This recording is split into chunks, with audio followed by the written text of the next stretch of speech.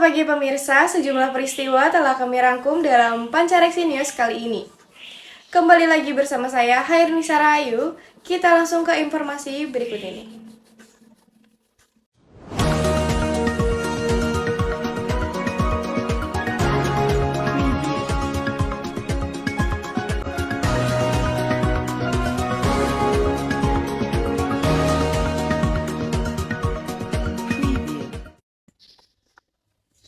Dalam memperingati Hari Buruh Internasional, ribuan buruh di berbagai kota di Indonesia mengadakan aksi damai.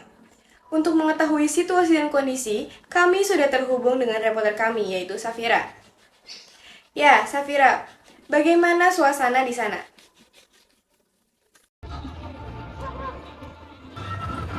Iya, baik. Selamat siang Hairunisa dan pemirsa. Saya Safira izin melaporkan langsung dari kawasan Patung Kuda Jakarta Pusat yang pada hari ini 1 Mei 2024, tepatnya pada pukul 11:20 waktu Indonesia bagian Barat, sedang menjadi tempat aksi besar-besaran yang dilakukan oleh Serikat Buruh Indonesia. Berdasarkan penjelasan dari Andi Ganinena sebagai Presiden Konferensi Serikat Pekerja Buruh Indonesia atau KSPSI menyatakan bahwa peserta aksi yang akan hadir pada hari ini mencapai 48.000 peserta. May Day kali ini mengangkat dua isu utama. Satu, cabut Omnibus Law Undang-Undang Cipta Kerja. Dua, host hapus outsourcing, tolak upah murah. Keberadaan Omnibus Law Undang-Undang Cipta Kerja dalam 5 tahun terakhir mengakibatkan daya beli buruh turun 30%. Inflasi tahun ini 2,8%, naik upah di kota-kota industri hanya 1,58%. Kita semua termasuk Anda, buruh, karyawan pekerja, nombok 1%. Pada peringatan Hari Buruh, ribuan buruh yang tergabung dalam serikat buruh dan organisasi pekerja lainnya memadati kawasan Istana Kepresidenan. Para pemimpin serikat buruh yang turut serta dalam aksi tersebut menyampaikan pesan bahwa mereka bersatu dalam perjuangan untuk melindungi hak-hak pekerja dan memperjuangkan kesejahteraan buruh. Para buruh, karena dari buruh itu sangat dirugikan oleh Undang-Undang Omnibus Law Cipta Kerja. Jadi dengan tetap kita tidak pernah berhenti-hentinya untuk menggaungkan dianggap ini undang-undang pelanggaran untuk kaum buruh, Mbak. Oke. Baik, seperti itulah kondisi saat ini Hairunisa dan pemirsa di kawasan Patung Kuda Jakarta Pusat. Konferensi pers juga telah dilaksanakan oleh Bapak Said Iqbal sebagai Ketua Partai Buruh Indonesia yang pada utamanya pada kesempatan kali ini buruh menuntut dua hal utama, yakni mengenai pencabutan Undang-Undang Omnibus Law dan juga Hostum, hapus outsourcing dan tolak upah murah. Seperti itu Hairunisa, saya kembalikan ke studio. Terima kasih Safira atas laporannya. Semoga tuntutan buruh dapat didengar dan diwujudkan oleh pemerintah. Kita beralih ke informasi selanjutnya. Berita selanjutnya datang dari Bogor. Bendung Katulampa dilaporkan jebol akibat curah hujan yang sangat tinggi. Kejadian ini mengkhawatirkan, membuat potensi banjir di beberapa daerah. Bendungan Katulampa yang menjadi salah satu penopang utama sistem pengendalian banjir di Kota Bogor telah mencapai status siaga 3 sebagai akibat dari intensitas dan volume hujan yang meningkat. Pada Jumat 5 April 2024, situasi memburuk ketika salah satu pintu bendungan dilaporkan jebol, menimbulkan kekhawatiran akan potensi banjir di wilayah sekitarnya. Kepala Pelaksana Bendung Katulampa Bogor mengonfirmasi kejadian tersebut dan mengatakan bahwa langkah-langkah darurat sedang diambil untuk mengatasi situasi ini. Meskipun belum ada laporan kerusakan yang signifikan, penduduk sekitar dan pihak berwenang diimbau untuk tetap waspada dan siap menghadapi kemungkinan dampak lebih lanjut. Pihak terkait telah dikerahkan untuk segera memperbaiki pintu bendungan agar kembali normal secepat mungkin dan mengurangi situasi mengkhawatirkan lebih lanjut. Dalam upaya penanggulangan sementara kita sudah pakai sekat balok supaya air yang masih saluran irigasi tidak diganggu dan tidak berkurang. Tetapi lanjutnya di dalam rangka perbaikan pintu bendung yang baru datang, kita akan tetap prioritaskan utama secepatnya pemasangan pintu bendung itu kita upayakan. Seperti itu. Situasi ini menegaskan perlunya perhatian penanganan darurat di wilayah yang rentan terhadap cuaca ekstrim. Masyarakat diimbau untuk tetap waspada dan mengikuti penunjuk dari pihak berwenang demi keselamatan bersama. Sekarang kita beralih ke berita pertanian. Budidaya hidroponik pokcoy semakin populer di kalangan petani modern. Teknik ini tidak memerlukan lahan yang luas dan dapat menghasilkan sayuran yang lebih sehat dan berkualitas tinggi. Penggunaan metode ini membuat para petani dapat menghemat air dan meningkatkan produktivitas. Mari kita simak keunggulan budidaya hidroponik melalui narasumber yang sudah terhubung dengan rekan kami, Dea.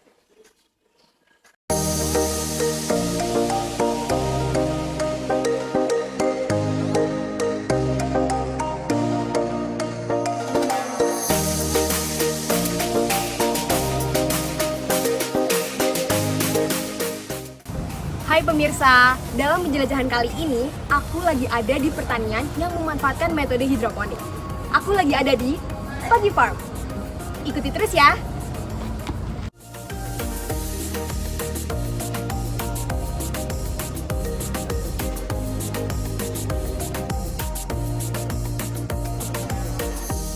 Metode hidroponik merupakan pilihan utama bagi para petani modern untuk menanam berbagai sayuran. Salah satunya pakcoy. Namun, tahukah kamu bagaimana budidaya sayur pakcoy ini menggunakan metode hidroponik? Ikuti lebih lanjut. Di tengah perkembangan teknologi pertanian modern, metode hidroponik semakin menjadi sorotan sebagai cara inovatif untuk menanam sayuran tanpa tanah.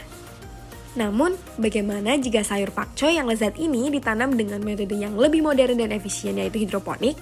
Mari kita simak mengenai keunggulan budidaya sayur pakcoy dengan metode hidroponik melalui narsum yang telah kita wawancarai. Kalau secara keunggulan tadi udah disebutkan ya.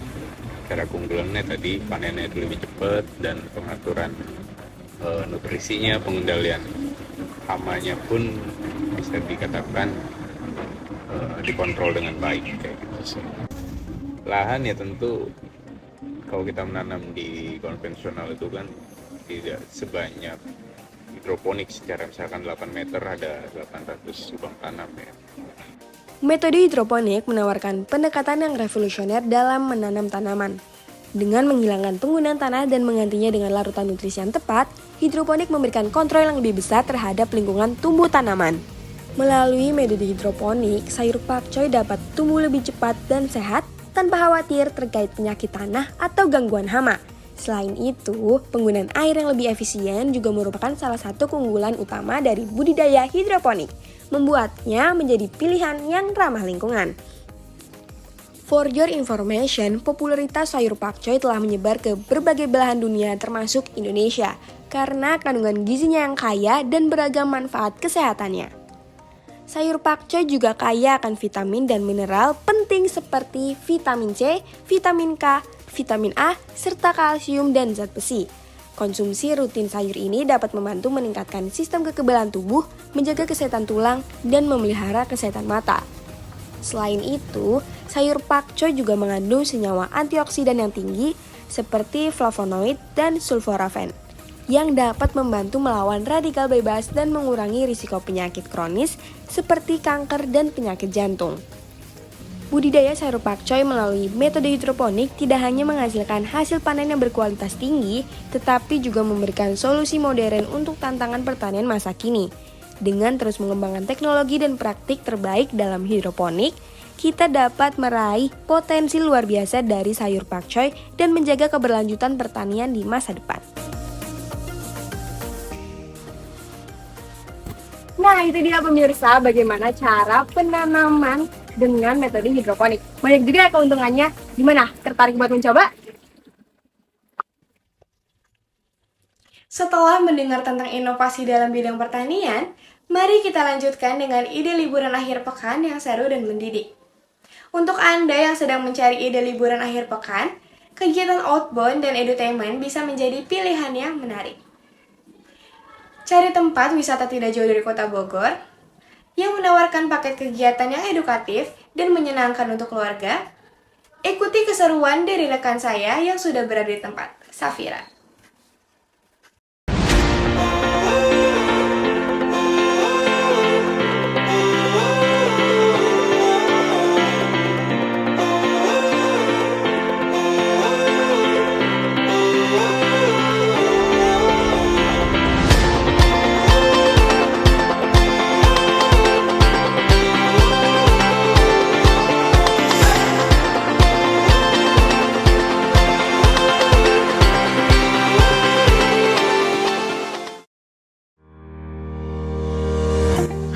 Pemirsa, buat kalian yang masih bingung mau ngabisin akhir pekan di mana, yuk ikutin aku.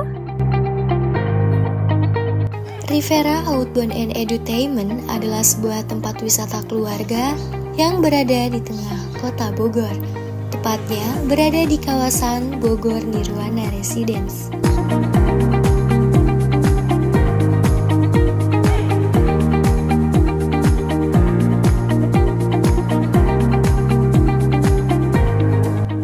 Rivera Outbound ini berdiri pada akhir tahun 2023. Meskipun terbilang baru, namun tempat ini sudah berhasil menjadi daya tarik sektor pariwisata di Kota Bogor. Kata Rivera sendiri itu diambil dari kata river, yaitu sungai, karena lokasi kita itu dikelilingi oleh sungai. Tepatnya di kawasan Bogor Nirwana Residence di pusat Kota Bogor, jadi tidak jauh dari Kota Bogor itu sendiri ya. Mengusung outdoor activity, itu berkegiatan di luar ruang, di mana konsepnya adalah outbound dan entertainment, jadi perpaduan edukasi dan juga entertainment. Wahana-wahana kita itu wahana-wahana yang memang berbasiskan edukasi, yaitu melatih motorik anak, juga membangun kedekatan emosional antara anak dan orang tua. Jadi bahasanya adalah belajar sambil bermain atau bermain sambil belajar.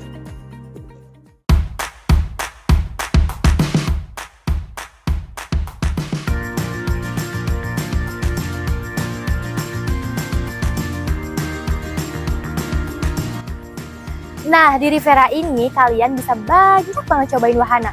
Mulai dari wahana air seperti kano dan perahu air, ada rope and obstacle, ada taman rusa, dan masih banyak lagi.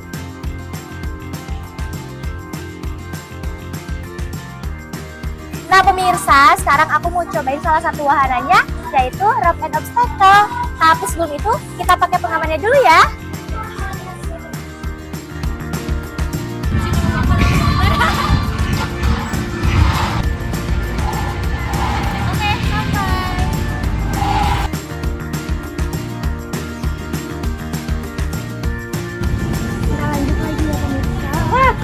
Kali Allah.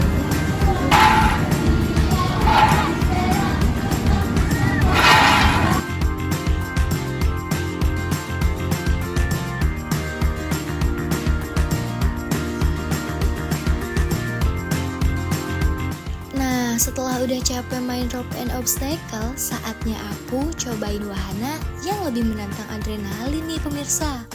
Penasaran? Yuk ikutin aku terus.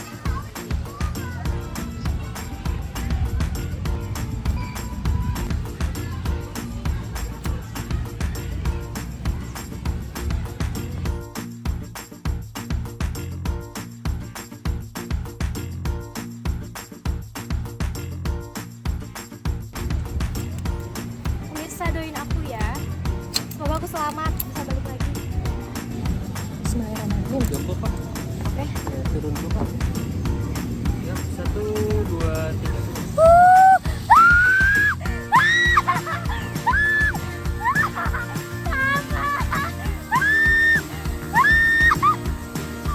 Seru banget.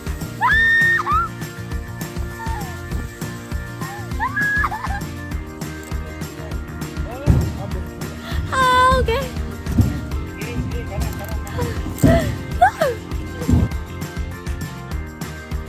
Wah seru banget pemirsa, cocok banget sih buat ngilangin penat di akhir pekan. Pemirsa, wisatawan yang berkunjung ke Rivera ini tidak hanya berasal dari kota Bogor aja loh, tapi banyak juga yang berasal dari luar kota Bogor. Kesannya pokoknya seru aja deh, pokoknya liburan di sini. Wahananya juga bagus-bagus, buat anak-anak juga pada suka, happy. Masih banyak lainnya pokoknya, karena ngeliat di IG, di itunya bagus kayaknya tempatnya gitu, seru-seru gitu buat anak-anak. Setelah bermain wahana yang cukup melelahkan, sekarang aku bakalan ajak kalian buat naik wahana yang cocok buat nenangin pikiran.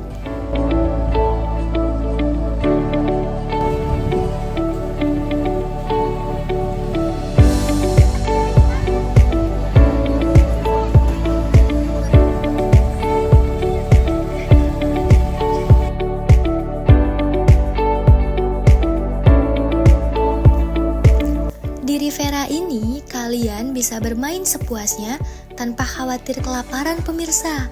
Karena di Rivera ini telah disediakan food court yang menyediakan berbagai makanan.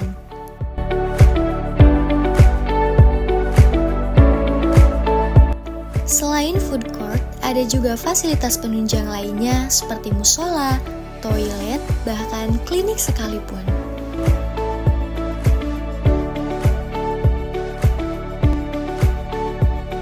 Wah, tempat ini cocok banget nih buat kalian yang mau ngabisin akhir pekan. Hanya dengan 150.000 kalian gak bisa nikmatin wahana sesuai yang kalian mau. So, kapan kalian ke Rivera?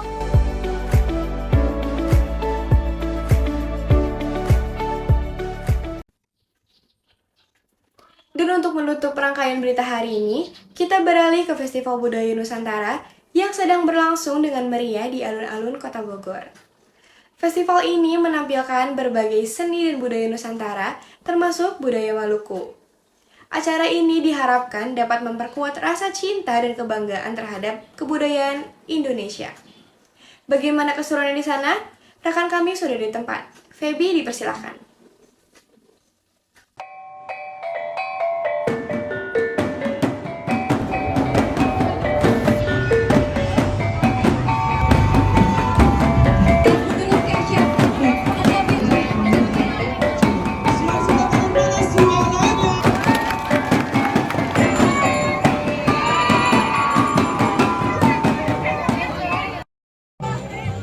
Halo pemirsa, aku lagi ada di Festival Budaya yang ke-15 diselenggarakan oleh mahasiswa Sekolah Vokasi IPB.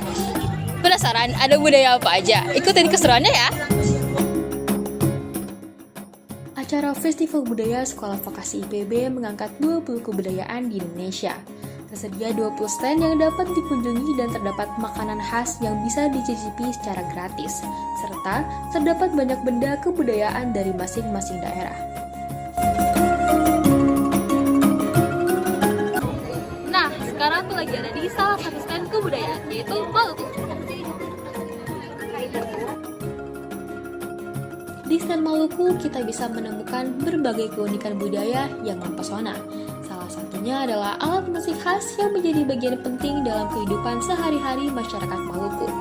Alat musik khas Maluku ini biasa digunakan untuk pengiring lagu gereja, pernikahan, orkes musik, dan acara adat yang ada di Maluku. Maluku juga terkenal dengan hasil kekayaan alamnya berupa rempah-rempah seperti pala dan cengkeh. Tentunya, Maluku juga memiliki banyak kerajinan khas, salah satunya kerajinan kulit kerang. Karena memang sebagian besar mata pencaharian masyarakat Maluku merupakan pelaut.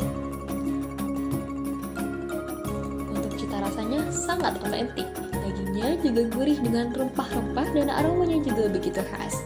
Untuk roti kacang kenarinya cocok dijadikan cemilan karena rasanya yang manis dan gurih. Memang terlihat seperti dodol, tapi jangan salah, teksturnya tidak sekenyal dodol dan terasa lebih bertekstur. Rasanya sendiri sangat manis dan dominan sagu. Sebelum kita lanjut, mari kita simak tentang keunikan budaya Maluku dari narasumber yang telah kami wawancarai. Menurut saya budaya Maluku itu unik ya. Awalnya saya tahu itu budaya Maluku itu hutan gitu ya. Ternyata Maluku itu ciri khasnya itu kelautan. Jadi banyak dari istilah kita yang kami pelajari itu dari alat-alat ya, dari khas lautnya gitu, kayak kerang. Terus di sini juga banyaknya dari kerang ya, kayak tempat tisu, terus tempat perhiasan, dan juga asbak itu ciri khasnya itu kerang banget, laut banget gitu. Pada acara Festival Budaya ini, kita tidak hanya mampir ke stand yang tersedia, tetapi kita juga bisa menikmati penampilan tarian tiap daerah loh.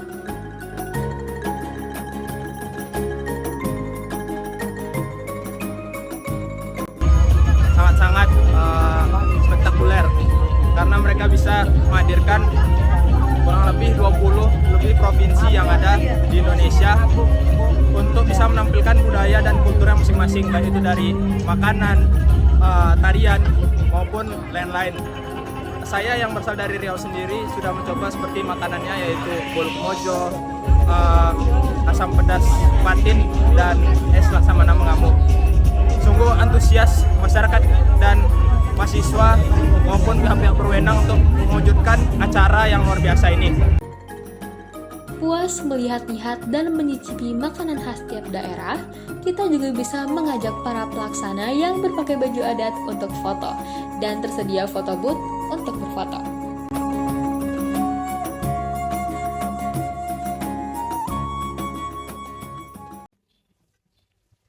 Informasi tadi menutup perjumpaan kita kali ini. Saya dan segenap tim yang bertugas pamit undur diri. Terima kasih dan sampai jumpa.